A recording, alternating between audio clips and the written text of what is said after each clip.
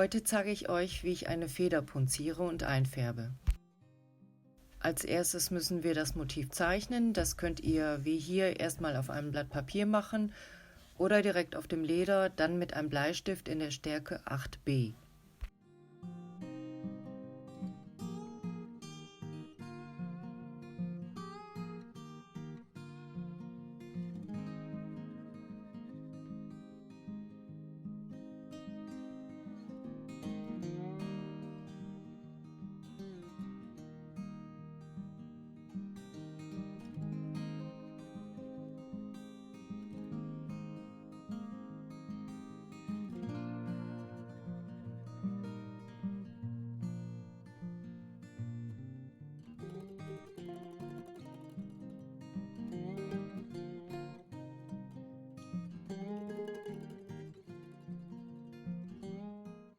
Wenn ihr nicht direkt auf das Leder zeichnet, müssen wir das Motiv irgendwie darauf übertragen.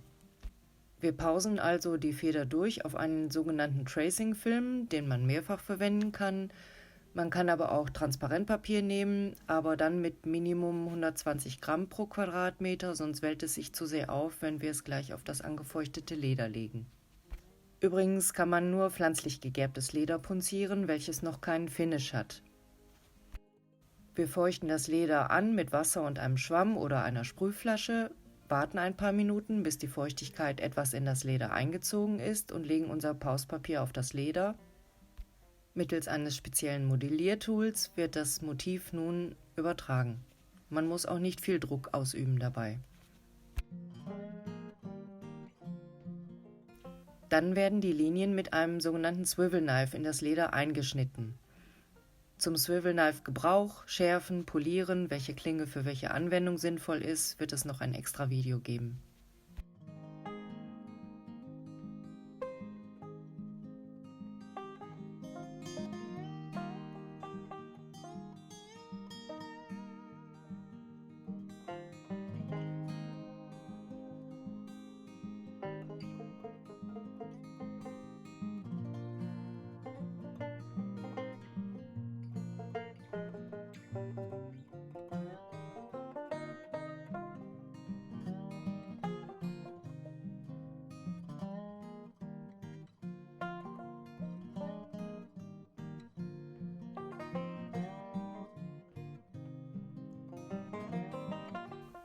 Denkt dran, immer ein bisschen Abstand halten, wenn sich zwei Linien treffen. Dieser Abstand wird nachher mit dem nächsten Tool, dem Beveler, geschlossen.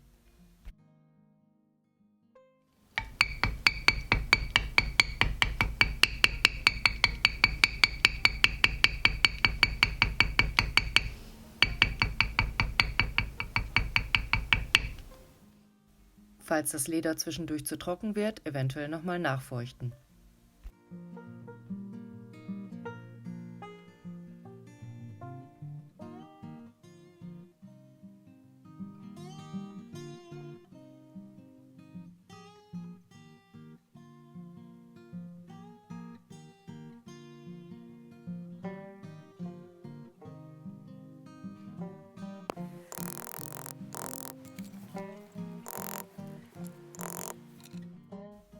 Rechts und links vom Federkiel setze ich gerne einen Leafliner ein. Eine Seite des Tools wird an den Swivel Knife Schnitt angelegt und das Tool gekippt gehalten, während es angeschlagen wird. Ich finde, es gibt eine sehr schöne Federstruktur.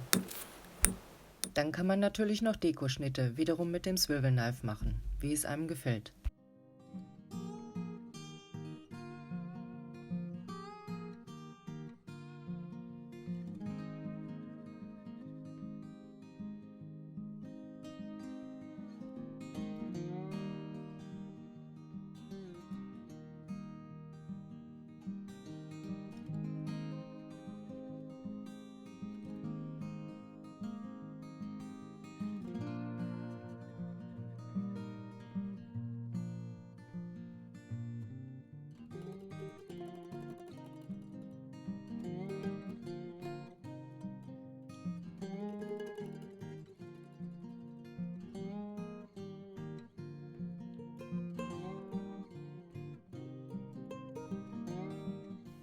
Manchmal gehe ich noch hin mit so einem Modelliertool mit einem Löffelchen am Ende und runde die Kanten ein bisschen von Hand ab. Alternativ dazu kann man einen sogenannten Backbeveler benutzen.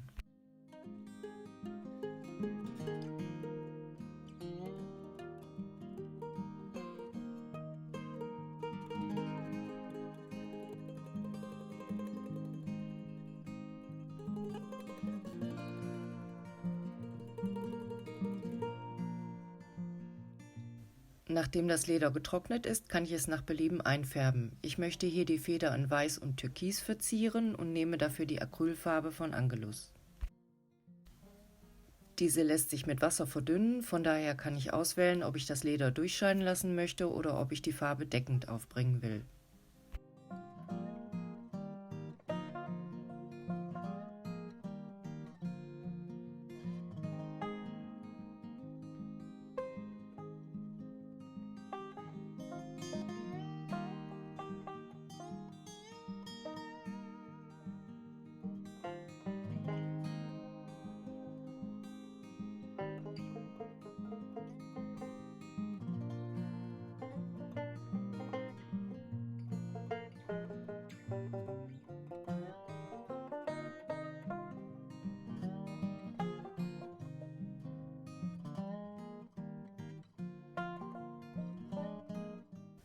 Am Übergang zu dem Weißen lasse ich das Türkis ein bisschen federnd auslaufen mit ganz wenig Farbe am Pinsel.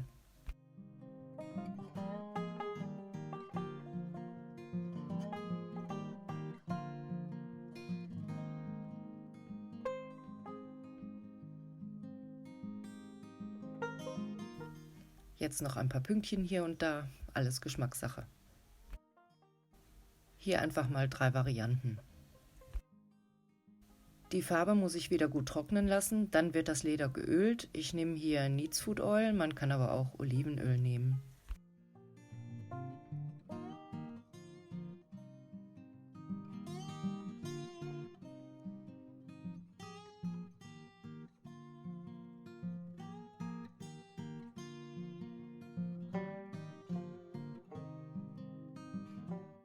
Nachdem das Öl getrocknet ist, wird das Leder mit einem Finish versehen. Ich nehme hier RTC. Alle Produkte, Werkzeuge und so weiter findet ihr übrigens unten in der Beschreibung des Videos. Zum Auftragen nehme ich immer gerne ein Stück Schafswolle, hier hätte auch ein bisschen weniger von dem Finish gereicht. Dann poliere ich mit einem sauberen zweiten Stück Schafswolle die Oberfläche nochmal nach.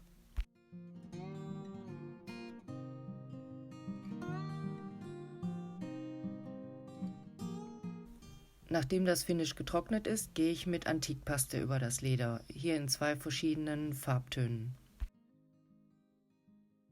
Achtet dabei darauf, dass die Paste gut in alle Swivel-Knife-Schnitte gelangt.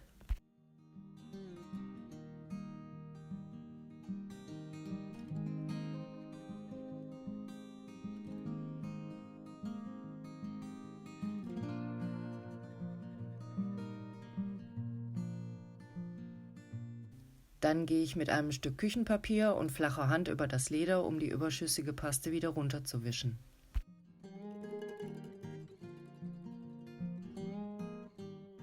Im Endeffekt möchte ich die Paste ja nur in meinen Vertiefungen haben, die Dekoschnitte und die gebevelten Linien.